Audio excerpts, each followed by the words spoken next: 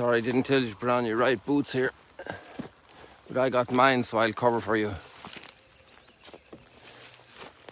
Lots of thistles. These guys are dominant now. All along here was a complete forest up to my chest 2 months ago. And now there's almost nothing left. It's amazing. And it's not just the cattle grazing, it's the drought, the heat, the lack of moisture.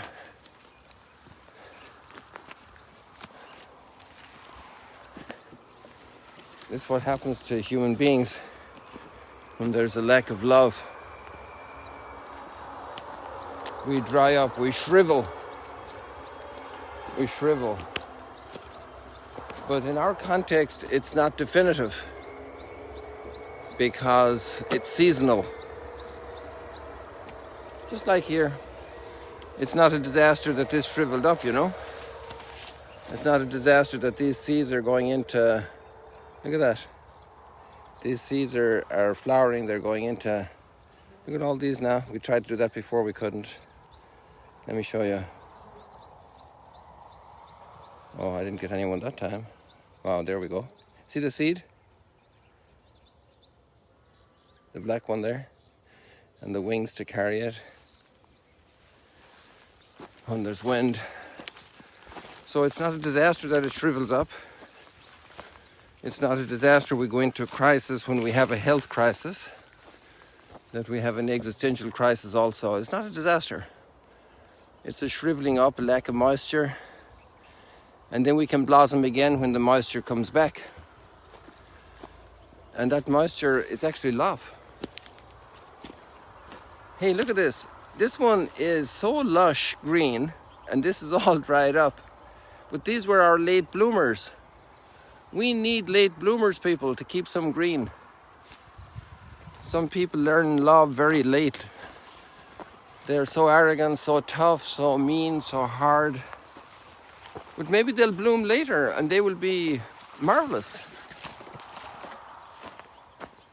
Sometimes you have a person in an addiction that's a very tough burden on the family.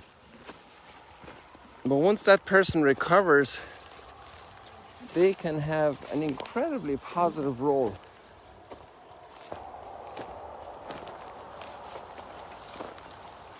Oh, here we have the calves and the cows. I just heard the stirring in the bushes and I thought, are there two jackals coming for me? Here we just heard the rustle in the dry vegetation of the calves. They move there. So we have, oh, there's a little calf down beside that one. I wonder if they're twins. Just lying down there. They're the same color. Oh, there's another one over here. So there's 3 calves and 3 cows. So they could very well be singles. We used to have a lot more twins with the sheep rather than with the cattle.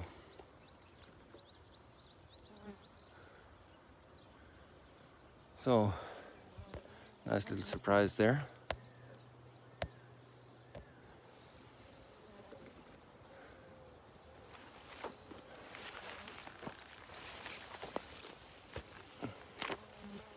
And I remember one gentleman who actually passed away recently in Germany. May God have mercy on him and bring him into glory forever.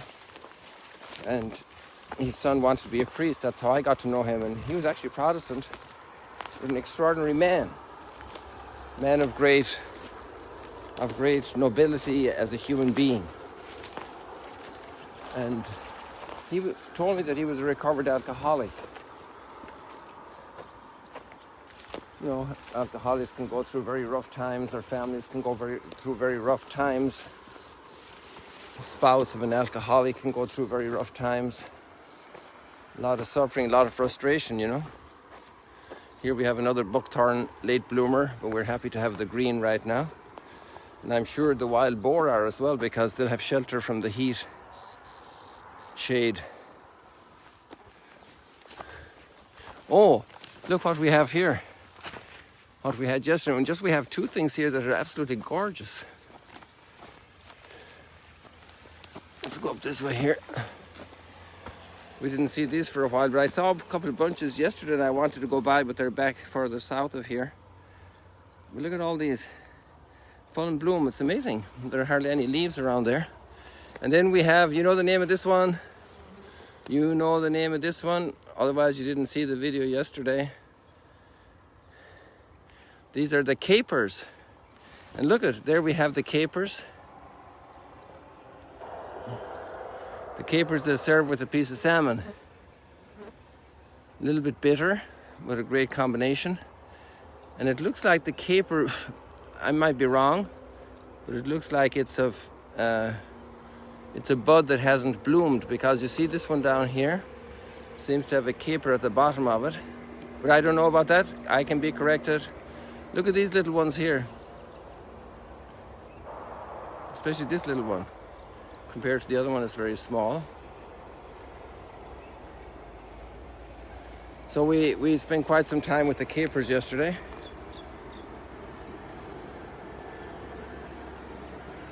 Ever since I lost that dawn sky 2 days ago, I'm hoping I can find another sky for you, but it's not going to be today, I don't think.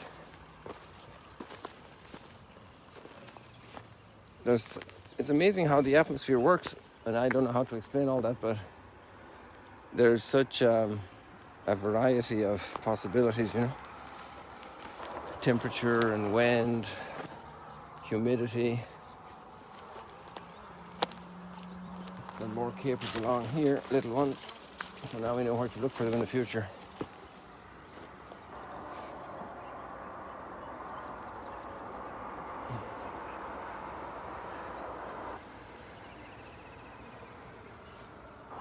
I see Mount Hermon, but I'm not going to even try to show it to you because it's so hazy.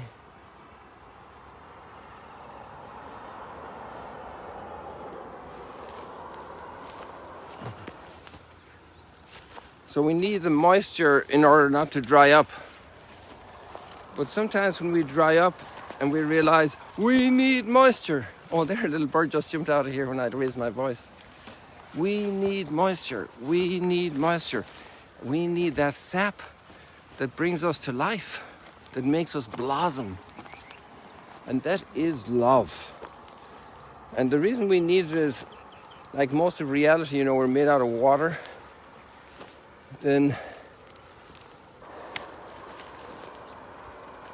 we're made out of carbon. You know, we need that water. We need that love. Look at these little ones here. They're small, they're not so stunning, but they're here. At least you have to get closer to find how stunning they are. Maybe that's like a lot of people.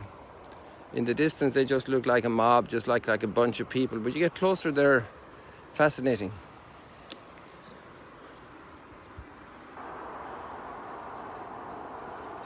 When I saw the extra,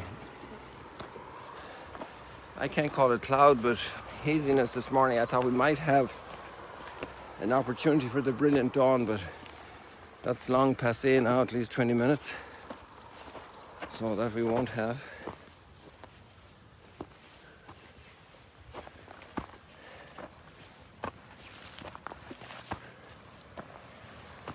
And there's so much in the readings today, especially the second reading and the gospel reading. But actually the first reading, which doesn't address the topic with words, the vocabulary of love, it has the reality of love and the humility of Peter in front of the Holy Spirit. I'm not sure if he had much choice, because for him and all the disciples, it was so clear the Holy Spirit was involved that how could they say no?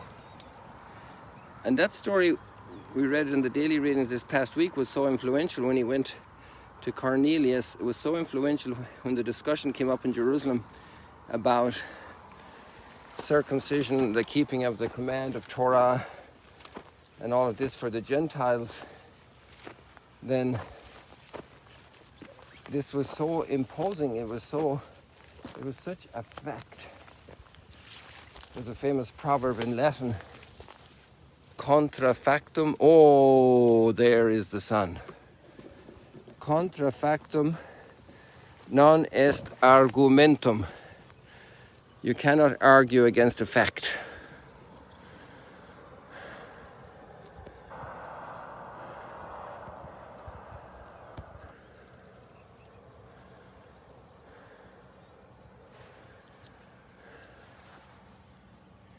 So here comes the sun.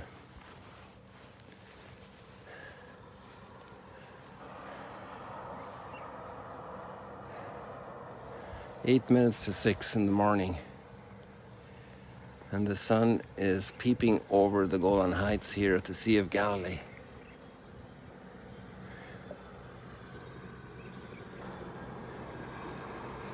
So the Holy Spirit was poured out on these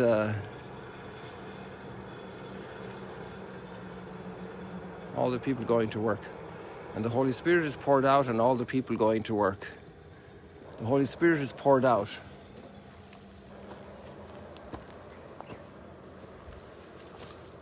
The Holy Spirit is poured out on all the people in the Western Americas right now going to sleep. The Holy Spirit is poured out on all the people in Singapore and Malaysia and Australia who are well into their mid-morning, maybe almost midday. I'm not sure where Hawaii is on the spectrum.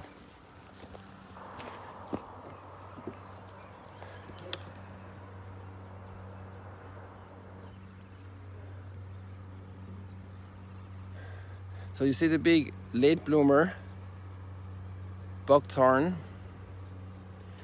and then you have these ones here. This one is less lightly dressed. I'm not sure if it's the same type of plant. We'd have to go closer. It is a thorny plant, if I can make out, this one over here. But it's not as lush green. And then we have this one here that doesn't seem to have bloomed at all. So I'm not sure if it's going to come or not come.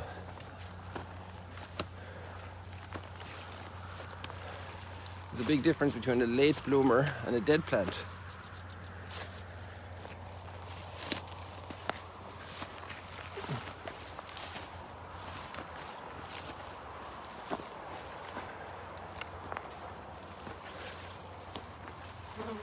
The bees aren't out yet. Maybe it's because... Oh, there is. There's a bee out over here, look. Just went away there, got scared, didn't want to be on camera.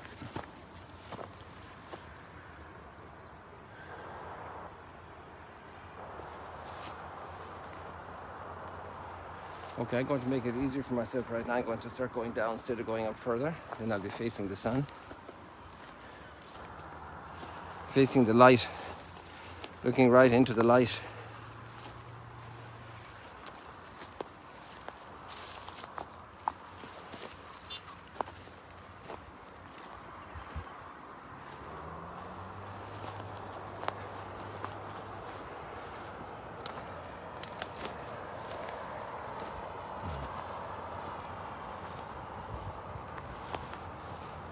We got still lots of flowers. It's amazing all the flowers we saw this morning. Look at this one here. Well, oh, here we go. Look at that. The one over there where I was is very beaten up. This one is in more of its perfection still. Look at that beauty inside. And there's quite a bunch of these. Even though it's dried up, there are still flowers blooming. Some people can still bloom when people aren't kind to them, when there's a lack of experienced love in the community. They can still blossom.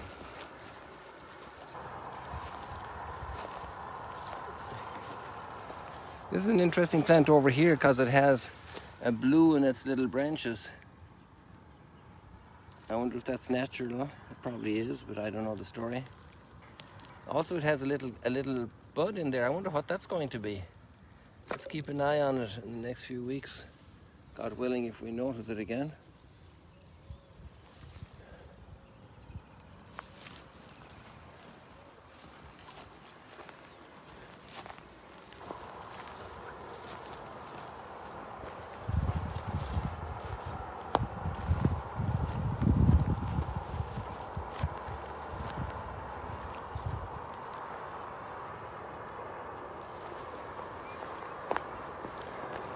So Cornelius is a Gentile.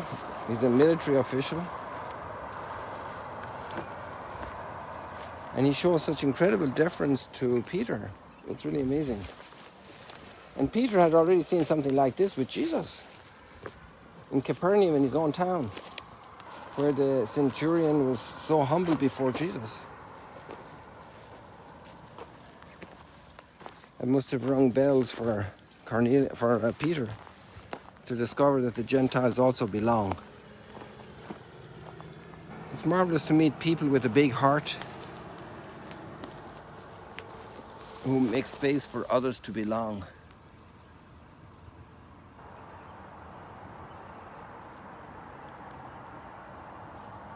There's a bee down there. You see the bee?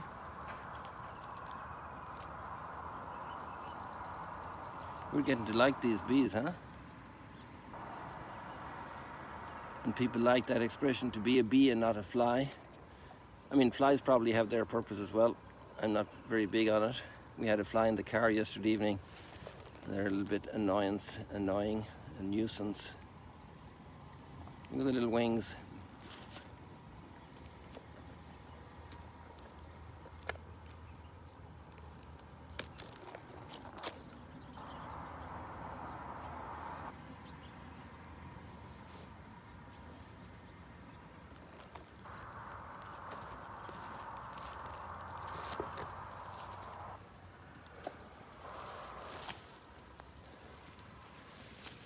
So the Holy Spirit was poured out on Cornelius, on the pagans, on the heathens, on the people we didn't expect.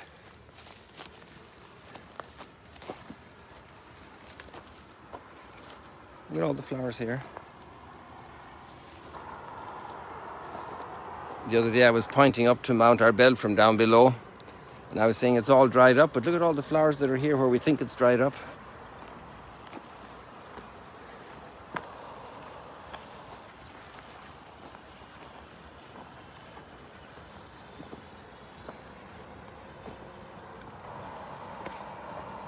It's a bit wobbly for you guys, but you know, we're coming down this rough terrain here.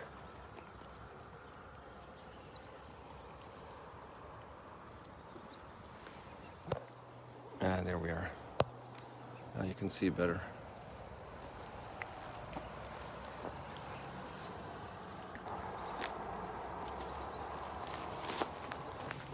Now it's not so wobbly. Still have to learn that. You can't move when you're zoomed in. You have to go out and get the big picture. And then it's much more stable and serene when you need to move and make a change. Keep the big picture in mind. And the scriptures today give us a very big picture. The deepest big picture. God is love. And that's our identity and our essence. Now there's a tough piece to that in the gospel, because Jesus said, "You are my friends," which is an amazing thing that God says to human beings. You are my friends. Imagine being in God's friendship circle. You are my friends. If you do what I command you. Hey, wait a second. Can you be friends just by commanding somebody to do what you want? Doesn't that bother you? You're my friends if you do what I command. Is that friendship?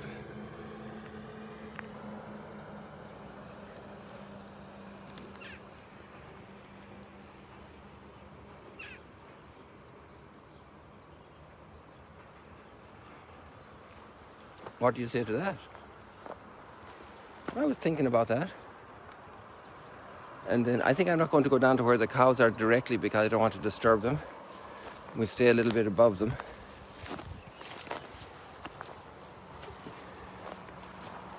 So, what do you say to that? You are my friends if you do what I command. Now, I'd say there's a couple of things to ponder before we start getting very critical about Jesus' words. And the first one is who he is.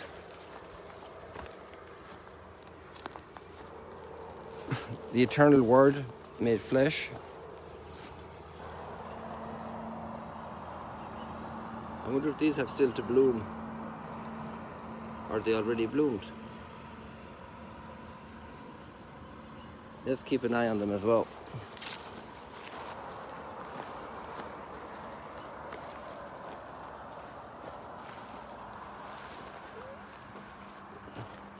So you have the big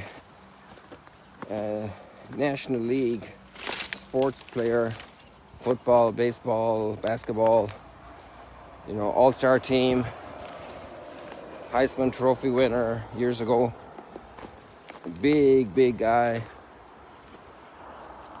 And then you have a little boy in the junior league, and the big guy says to him, "Come on, we'll play together. I'll be your playmate. We play ball together. We play basketball together. We play football together. Hey, throw the football at me here."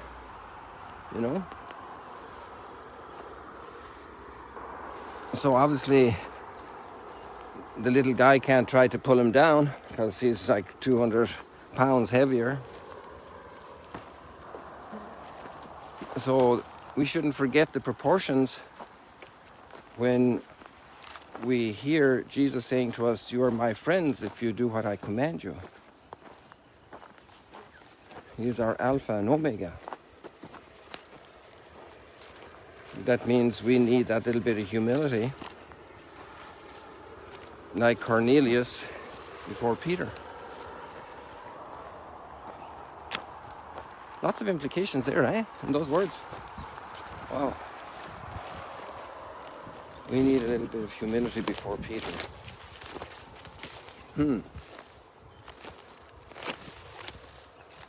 And the second thing is very interesting. Here we are back with our cows and calves.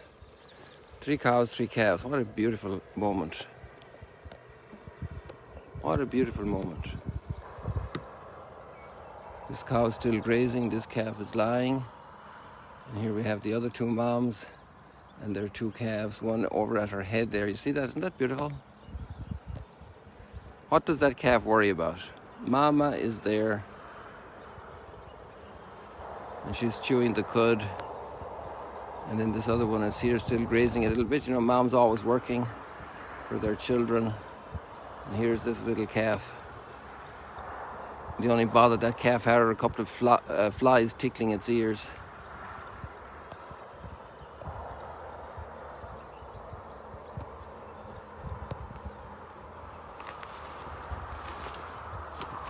So the second big thing we need to take into account if we have a critical kind of little volcanic eruption in our hearts about Jesus' words, "You are my friends if you do what I command you," is to think what he did for us. And if he died on the cross and went through that we just went through 6 weeks ago on Holy Week, he did that for me. So this calf just got up. I think he heard those words.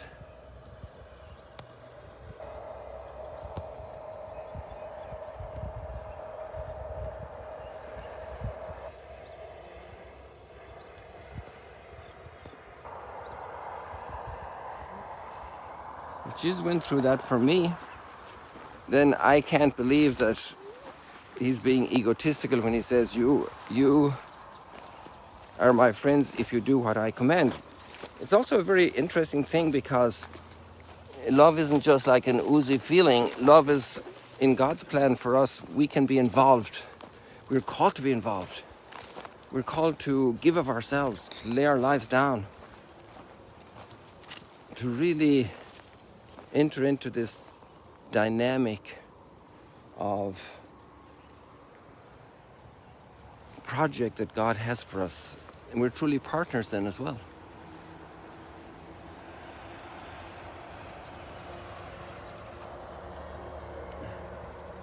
You are my friends if you do what I command.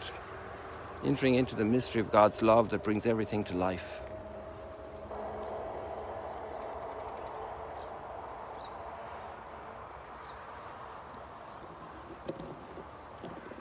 I like this spot here, people. I think it's a great place for us to say goodbye. Thank you for joining us this morning. Another beautiful morning in Galilee here at the Sea of Galilee. here at the footsteps of Mount Arbel.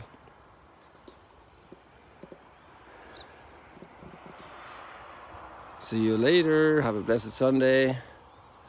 A wonderful 6th week of Easter. Another full week of Easter joy.